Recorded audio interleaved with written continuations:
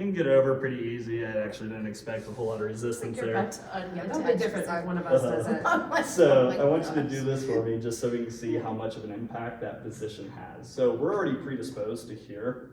So I just want you to bridge. Yeah, like you're doing like a really big bench press kind of thing. So this immediately got like dramatically easier. It just kind of falls. So now I want you to emphasize dropping that rib as low as you can, lower, lower, lower, lower, lower, almost like you're doing a crunch. Yeah, now it's just gonna stop. Yeah.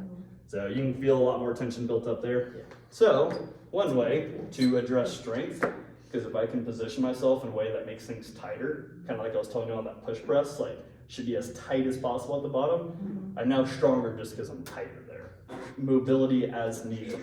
If he's a power lifter and his goal is to hit a heavy squat, if he has more range of motion than needed to get qualified for that squat, I've now given him more work that he has to accomplish, reducing his performance.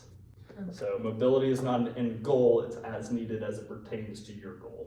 Same, right below 90. So this isn't necessarily a measure of his hamstring tightness. This is much more of a measure of his femur's internal rotation ability. So based on the attachment site for the hamstring, if I am coming up with it and his pelvis is very done forward, then it's just gonna stop way sooner. And to him, it's gonna feel like his hamstrings are really tight. And yes, that's true, because if this is forward and then I'm trying to come up here, that is a much greater distance to travel than if my hips are back settled and that's their natural resting place. So again, if we're all predisposed to this and our hamstrings are kind of at a stretched or eccentric position and I'm there for the rest of my life, that now becomes norm for me. And anything that pulls me back here, all of a sudden feels tight. And now I'm like, based on the norms in the fitness industry, I need to stretch my hamstrings. No, they just got stronger. Now you just need to reestablish what your new neutral is, because your brain doesn't like to sense things. The more things it has to feel during the day, that's less economic for it. So it's not about becoming more flexible to improve mobility. Sometimes it's actually about adding tension and then reestablishing that new tight feeling as normal to the point that I no longer now sense it as being tight. I don't sense it anymore. My pelvis is already dumped forward, then like I just run into that wall much sooner. If we can get those hips back, this comes up much easier. Part of that too, if my hips are forward, these muscles attached, they're already in a tight position. So like if I'm asking them to do more work, like they're already tight and short, they can't really like tighten and shorter anymore.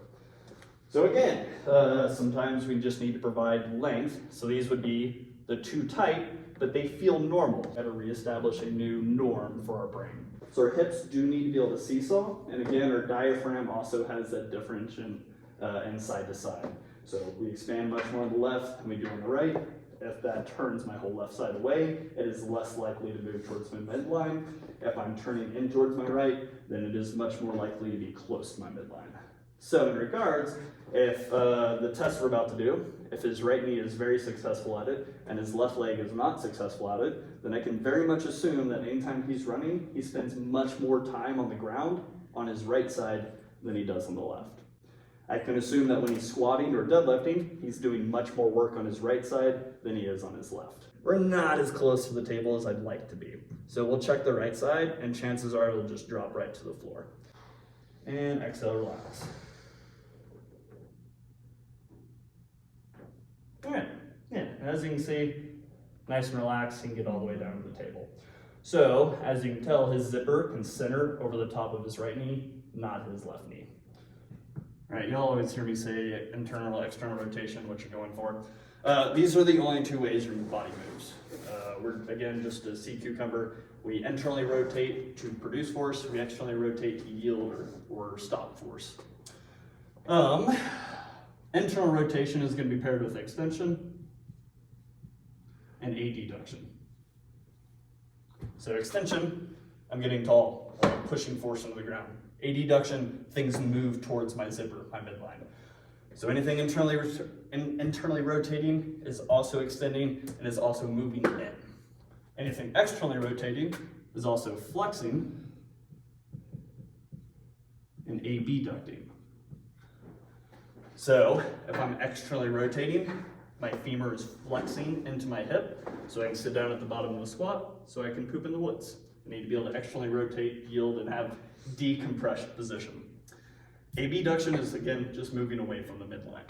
So if he has two of these things and not the other, he doesn't technically have any of them. He's just fallen in some compensation to make way for some of the actions to occur. And one thing we noticed with Tobin is jump rope, squats, snatches. He likes to turn his right side out. So if his right side's internally rotated and his left side's externally rotated, why is his right foot turned out?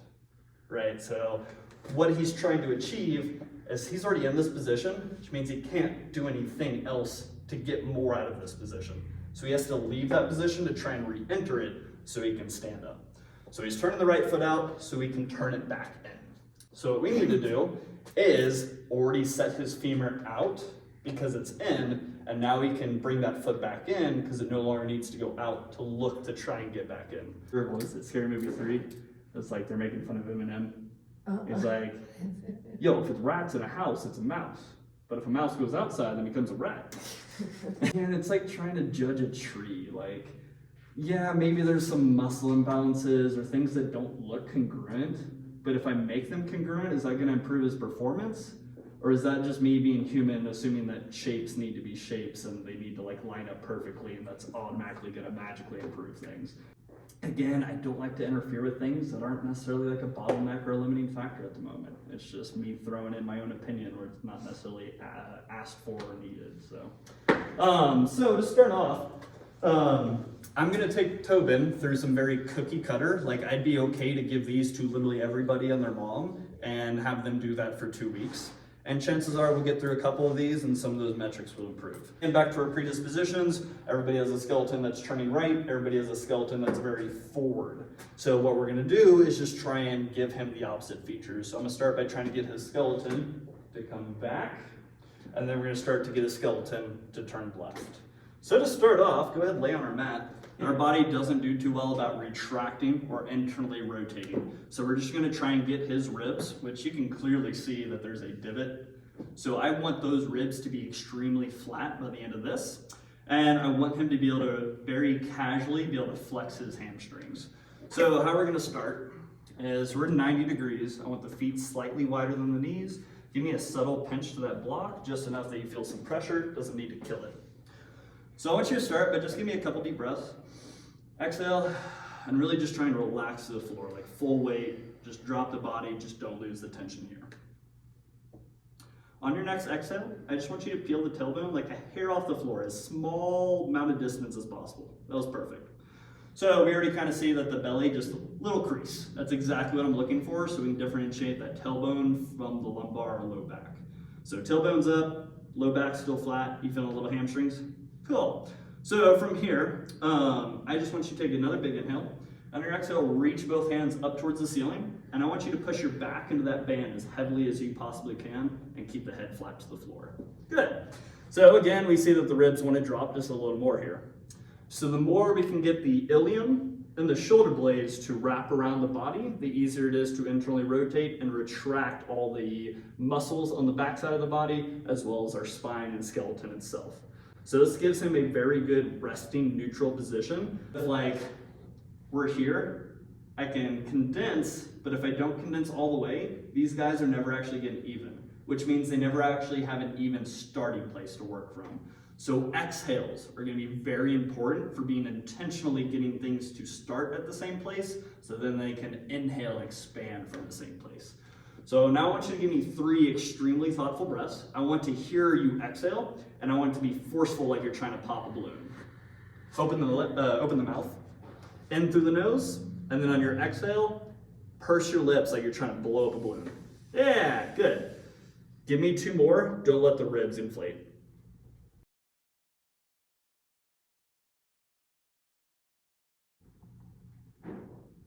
Cool, you can relax. All right, I'm sure that was tiring to some degree. So hang out there for just a second. I'll take the band from you. What he just did, the lift with the hamstrings, helped get the hips positioned upright. The reach with the band helped drop the ribs. So now perimeter of rib cage and pelvis can line up evenly, the diaphragm can expand evenly, the hamstrings have a new length-tension relationship, and even the abs get a new length-tension relationship. So most of the things you'll have, or we do in class, kind of revolve around this as the starting thing. Got left abs? Got left inner thigh. All right, cool. Got left hamstring. All right, sweet. So now go ahead and just let this leg like fall.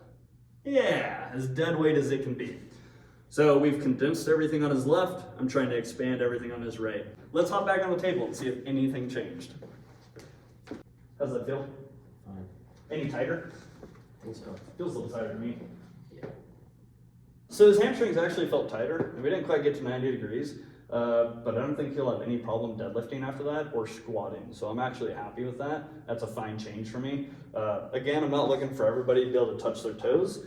I just need to know, can they grab the bar? Can they feel their hamstrings? And is anything being disrupted due to the range of motion? So if he can get to like bar depth, like that's honestly preferable. If he could touch the ground with his palms, he has less strength because of that, because he has more range of motion necessary. It's kind of like a power lifter. He can squat ass to grass. Sucks, you got more work to do. And exhale, relax.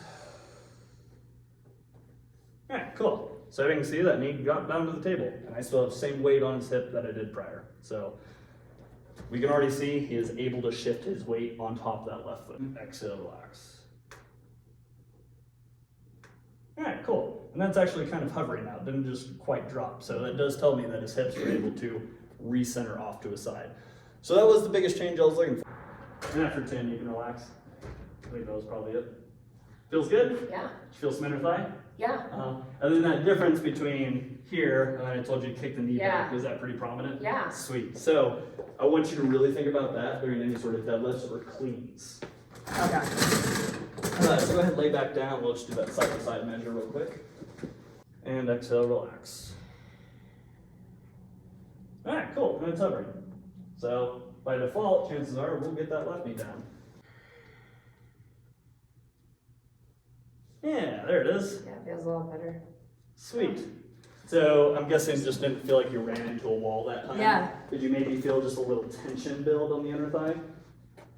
Or did it just feel like it was just it felt relaxed? fine, yeah, Sweet, it felt that's fine, awesome. yeah. Just hop up and do like a squat and a toe touch real quick and just see how the movement feels.